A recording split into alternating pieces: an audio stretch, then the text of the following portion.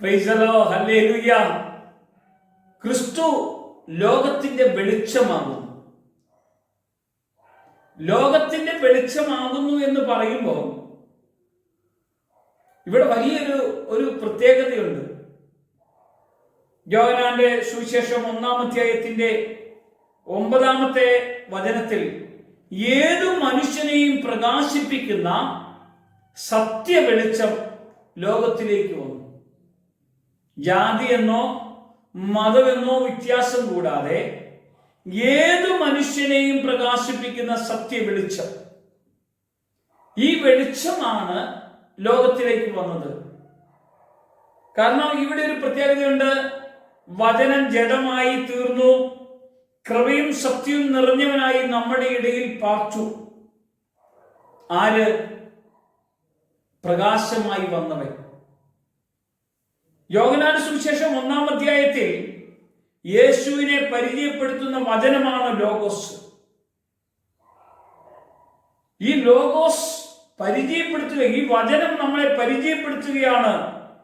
വചനം ജഡമായി തീർന്നു, കൃപയും സത്യവും നിറഞ്ഞവനായി നിങ്ങളുടെ ഇടയിൽ പാർത്തു.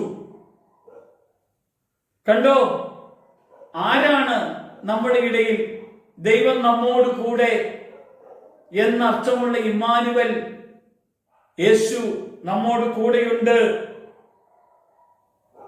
യേശുവിന്റെ വെളിച്ചത്തെ വിശേഷിപ്പിക്കുന്ന 2-3 കാര്യങ്ങൾ നമുക്ക് കാണാൻ കഴിയും.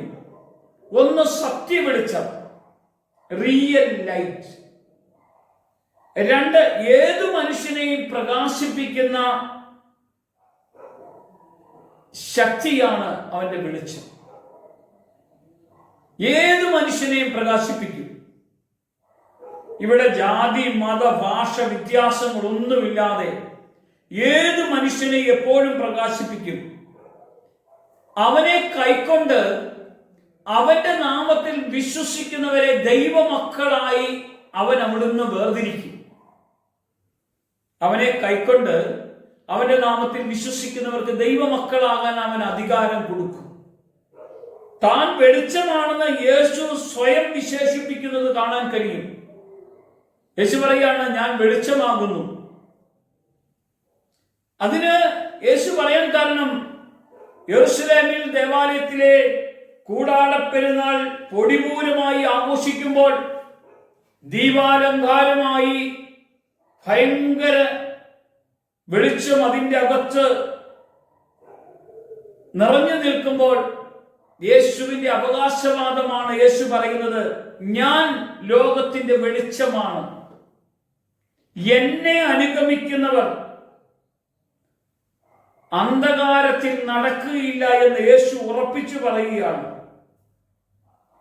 ലോകത്തിന്റെ വെളിച്ചമായിട്ടാണ് യേശു ലോകത്തിലേക്ക് വന്നത്.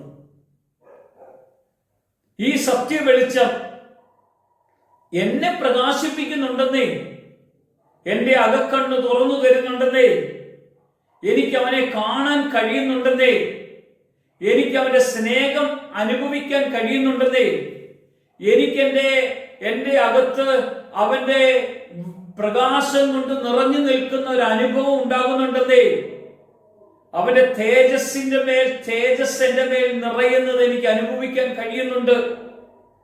ശാവൂൾ എന്ന മനുഷ്യന്റെ മേലേക്ക് വലിയൊരു പ്രകാശം വന്നു വീണു.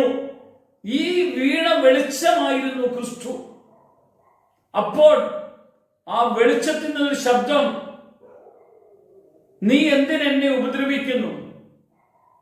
നീ ഉപദ്രവിക്കുന്ന നസ്രാന യേശുവ ഞാനെന്ന് ശൗലിനോട് പറഞ്ഞു. ഈ വെളിച്ചം അവന്റെ മേൽ വീണിട്ട് വെളിച്ചത്തിന് ഒരു ശബ്ദം കേട്ടു.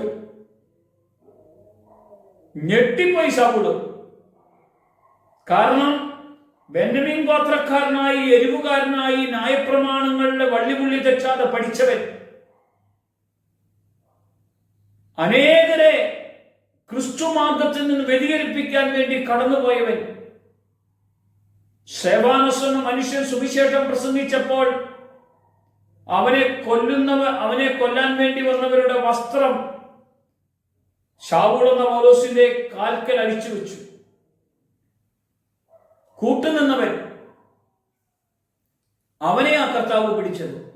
ഞാൻ ഒരു വാക്ക് നിങ്ങളോട് പറയാം. ഈ ലോകത്തിലേക്ക് വന്ന സത്യ വെളിച്ചം ക്രിസ്തുവാണെന്ന് ഇന്ന് നിങ്ങൾ അറിഞ്ഞനുഭവിക്കാൻ തുടങ്ങിയാൽ നിങ്ങളുടെ അന്തരീക്ഷം മാറും, നിങ്ങളുടെ അവസ്ഥ മാറും, നിങ്ങളുടെ ജീവിതം മാറും. ഈ ഒരു ദൈവിക അഭിഷേകത്തിലേക്കാണ് നിങ്ങളെ കർത്താവ് കൂട്ടിക്കൊണ്ടുവരുന്നത്. ഈ വചനം നിങ്ങളുടെ അകത്ത് വെളിപ്പെടാൻ കർത്താവ് ഇടയാകട്ടെ. കർത്താവ് മഹത്വം എടുക്കണം. യേശുവിന്റെ നാമത്തിൽ തന്നെ ആമേൻ.